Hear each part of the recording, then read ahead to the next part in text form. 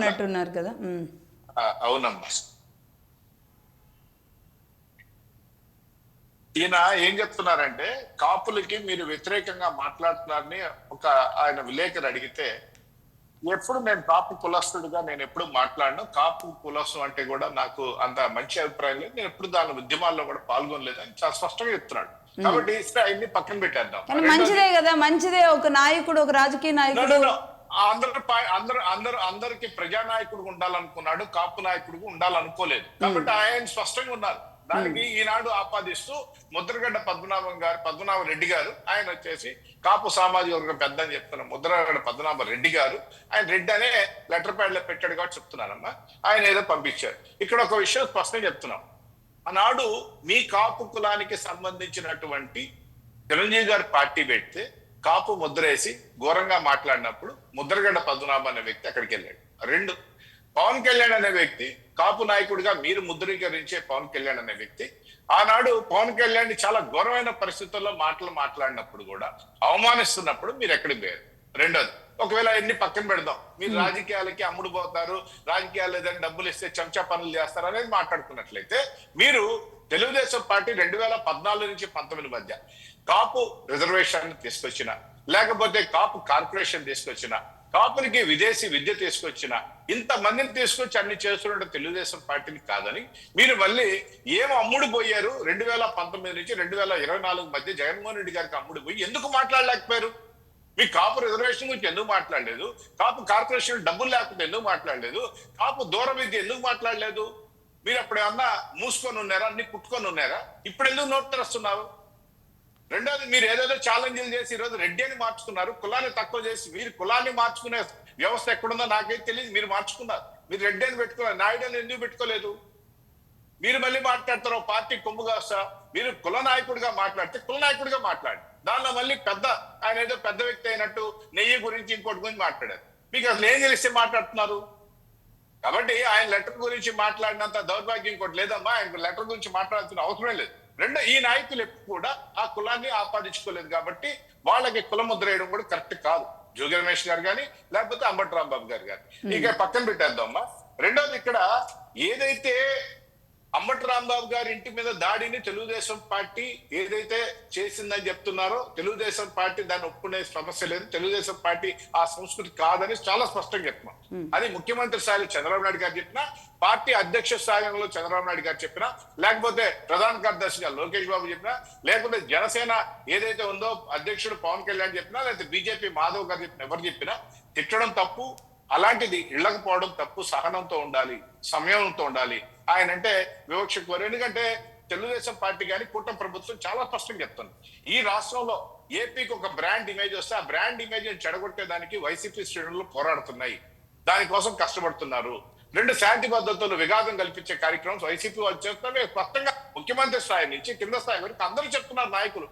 కాబట్టి దానికోసంగా వీళ్ళు diversion politics దాని గురించి ఏదేదో మాట్లాడుతున్నారు. రెండో, లక్ష్మణరావు గారు నేను చెప్పారు మాట్లాడుతూ, ఏదో ఫ్లెక్సులు పెట్టిన దాన్ని తీసేయమనలేదు కాబట్టి మళ్ళీ అంబటి రాంబాబు గారి గురించి మాట్లాడారు. చాలా స్పష్టంగా చెప్తున్నాం. లక్ష్మణరావు గారు ఇలాగ ఒక మాట మాట్లాడుతూ, కోర్టు తీర్పు ఇవ్వలేదు కదా అప్పుడే మీరు నిందలేస్తారా అంటున్నారు.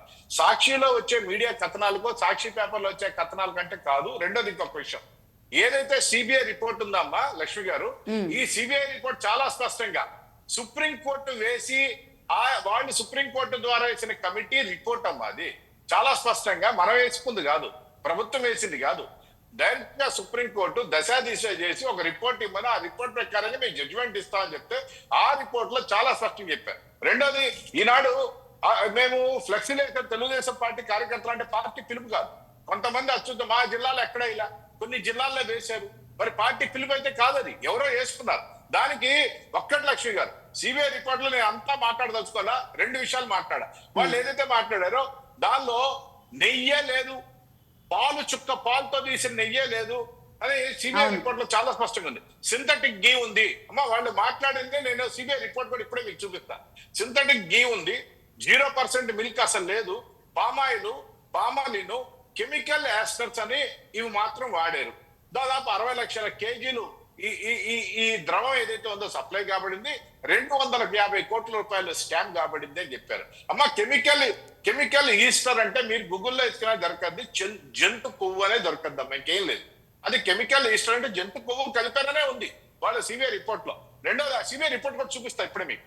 రెండోది ఇక్కడ ఏంటంటే అమ్మా, ఇక్కడ కేసు పెట్టింది 36 మంది మీద పెట్టారు. బోలేబాబా బ్రదర్స్, రెండోది TTD general managers, TTD quality test experts, TTD dairy auditors, వీళ్ళ మీద పెట్టు. దాంతో పాటు రాజకీయ వాతావరణంలో ఒకే ఒక వ్యక్తి పెద్దిరెడ్డి రామచంద్రారెడ్డి గారి పిఏ మీద పెట్టడం జరిగింది. ఇక్కడ మేము చాలా స్పష్టంగా మేము అడగదలుచుకున్నాం. లేదు ప్రభుత్వాన్ని కూడా మేము తెలుగుదేశం పార్టీ కానీ మేము ఏమంటున్నాం అంటే, ఏదైతే నిబంధనలు సడలించి టీటీడీ బోర్డు ఒక నిర్ణయం తీసుకొని 6 లక్షల లీటర్లు కాదు, ఇన్ని లక్షల నెయ్యి కాదు, ఈ విధమైన సడలింపులు చేసి బోబేబాబాకి ఏదైతే ఇచ్చారో, బోబేబాబాకి ఇచ్చిన టీటీడీ ఏదైతే బోర్డు మెంబర్లను వాళ్ళ మీద కేసు పెట్టాలి. దాన్ని ఇంప్లిమెంట్ చేసిన టీటీడీ ఈఓ స్థాయి నుంచి కింద స్థాయి వరకు కేసులు పెట్టాలని చెప్పేసి మేమైతే అడుగుతున్నాం. ఒక్క నిమిషం ఇది ఒక్కటి చూపిస్తానమ్మా, ఇంకేం చూపించను. ఇక్కడ చాలా స్పష్టంగా మీరు చూడొచ్చమ్మా లక్ష్మి గారు, ఇక్కడ ఇది వాళ్ళు నీట్ గా రౌండ్ చేస్తుంది చూడమ్మా. అది కెమికల్ ఈస్టర్స్ అమ్మా, కెమికల్ ఈస్టర్ అని ఉంది, చాలా స్పష్టంగా మీరు చూడొచ్చు. అది కెమికల్ ఈస్టర్ అంటే జంతు కొవ్వు కలిసిందనే చెప్పారమ్మా, కలవలేదని చెప్పలేదు.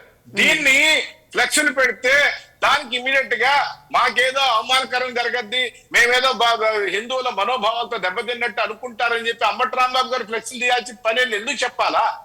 మీరు చేసిన పనిని పబ్లిక్ గా కొత్తమని చెప్పారు, అన్ని జిల్లాల్లో చెప్పలా, మా జిల్లాలో ఎక్కడ ఫ్లెక్స్ పెట్టలా.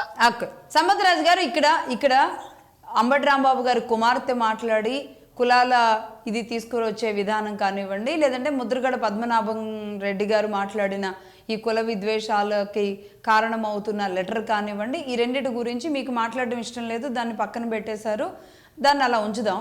ఇప్పుడు మీరు లడ్డూ విషయం మాట్లాడారు. అధికార పార్టీగా ఇప్పుడు మీరు చెప్పినంత వివరణగా, మీరు చెప్పినంత చక్కగా ఒక ప్రెస్ మీట్ పెట్టి జరిగిన విధానం ఇదని ఒక టీటీడీ కానీ, లేదంటే ఆగమశాస్త్ర పండితులతో కానీ, ప్రభుత్వం తరపున వ్యక్తులతో కానీ ఎందుకు ఒక ప్రెస్ మీట్ పెట్టించి దీన్ని ప్రజల్లోకి తీసుకువెళ్ళడంలో ఎక్కడ ఫెయిల్ అయింది అధికార పార్టీ? ఫ్లెక్సీలు పెట్టి కాదు, మీకు మీడియా ఉంది, సోషల్ మీడియా ఉంది, నాయకులు ఉన్నారు, ఇంతమంది ఉన్నప్పుడు ఫ్లెక్సీలతో సమాచారాన్ని సేకరించుకోవాల్సిన స్థితిలోకి మనం వెళ్ళలేదుగా.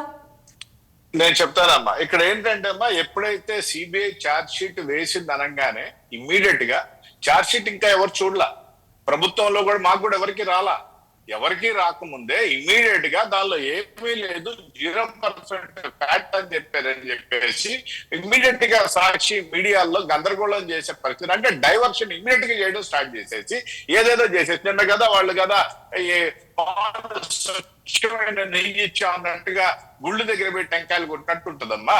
ఆ వాతావరణంలో వాళ్ళు క్రియేట్ చేస్తే దాని తర్వాత ఇవన్నీ చేసేది ఎందుక ప్రభుత్వం ఇంకా చెప్పలేదు. 2 కోర్టులో ఉన్న సమస్య కాదు, ప్రభుత్వం చెప్పలేదు. 2 ఆల్రెడీ టీటీడీ ఈవో మీద అభియోగం ఉంది కదా, టీటీడీ నుంచి ఎవరు కూడా మాట్లాడలేదు, కాబట్టి టీటీడీ నుంచి ఇంకా రాలేదు. 2 ఇక్కడ వచ్చేసి కోర్టులో ఆల్రెడీ సిబిఐ ఛార్జ్ షీట్ ఉన్నప్పుడు దాని మీద ప్రభుత్వం నిర్ణయం ఇంకా చెప్పలేదమ్మా. ఈ లోపలే గందరగోళమైన పరిస్థితుల్లో ఏదో మాకు వచ్చేసి మా మీద నిందపడిందంటే చేసింది అనేది కదా చర్చ. సరే, కొన్ని పెట్టలేదు, అది ప్రభుత్వం పిలుపు, పార్టీ పిలుపునివ్వకుండానే ఎందుకు దూకుడుగా ఎవరు చేశారో వాళ్ళ మీద చర్యలు తీసుకొని 3 రోజుల నుంచి ఈ రోజు ఒక రకంగా మంటలు లెగుస్తున్నాయా లేదా రాష్ట్రంలో? దీని మీదే చర్చలు జరుపుతున్నామా లేదా?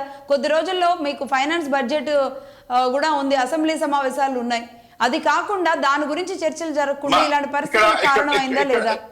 లక్ష్మి గారు, దీని గురించి నేను స్పష్టంగా చెప్తాను. ఇక్కడ చంద్రబాబు నాయుడు గారు ముఖ్యమంత్రి స్థాయిలోనే 2024లో దీనిలో జంతు కొవ్వు కలిసిందే అని చెప్పిన తర్వాత ఈనాడు దానిలో జంతు కొవ్వే కలవలేదు అని చెప్పేసి సిబిఐ ఛార్జ్ షీట్ ఇచ్చిందని చెప్పి టక్క అయ్యి ఆగభాగం చేసేశారు వైసీపీ నాయకులు అందరూ కూడా. కొన్ని జిల్లాల్లో అత్యుత్సాహంగా కొన్ని ఘోరంగా మాట్లాడేశారు, ముఖ్యమంత్రి స్థాయి రాజీనామా చేయాలి గందరగోళం మాట్లాడారు. కరుణాకర్ రెడ్డి గారు కూడా పెద్ద ఫ్లెక్సీ పెట్టించారు పవన్ కళ్యాణ్ గారిది. ఓకే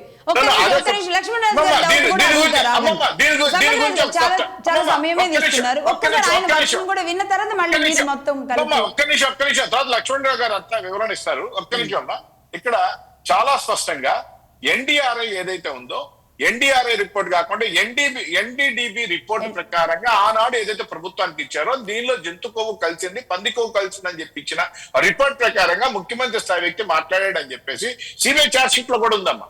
అవును. ఎన్డీడీబీ రిపోర్ట్ లో ఉంది అని చెప్పి మాట్లాడారు.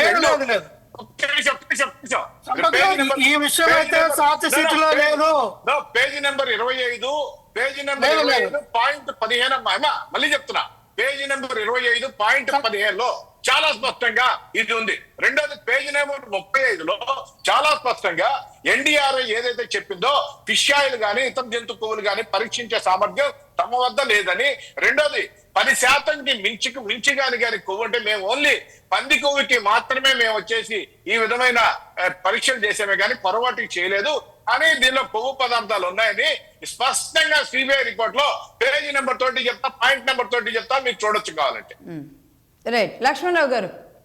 లక్ష్మి గారు, ఫస్ట్ ఆఫ్ ఆల్ ఏదైతే వాళ్ళు చెప్పారో కొవ్వు పదార్థాలు ఏదైతే పంది కొవ్వు కానీ లేదా జంతువుల కొవ్వు కానీ చేప కొవ్వు కలిసిందన్నది అవాస్తవం. అది ఛార్జ్ షీట్ లో పెట్టలేదు. ఇంకో విషయం ఏంటంటే ఎన్డీడీపీ రిపోర్టు ఆ రోజు ఇచ్చింది మాట్లాడారు కాబట్టి ఇచ్చిన రిపోర్టుతో మాట్లాడారు అన్నారు.